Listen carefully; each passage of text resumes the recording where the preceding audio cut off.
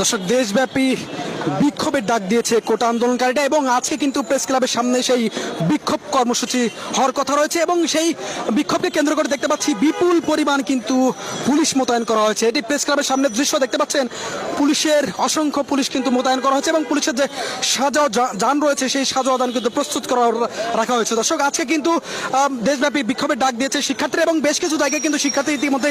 নেমে পড়েছে। অর্থাৎ এই যে আন্দোলন, কোটা সংস্কার আন্দোলন, সেই কোটা সংস্কার আন্দোলনকে কেন্দ্র করে কিন্তু দেশব্যাপী উত্তাল অবস্থা বিরাজ করছিল এবং গত কয়েকদিন কিন্তু কিছুটা স্বাভাবিক অবস্থায় থাকলেও গতকাল ডিবি অফিসে কয়েকজন সমন্বয়কের যে বক্তব্য, অর্থাৎ তাদের যে পুরো সমস্ত আন্দোলন যে প্রত্যাহার, অর্থাৎ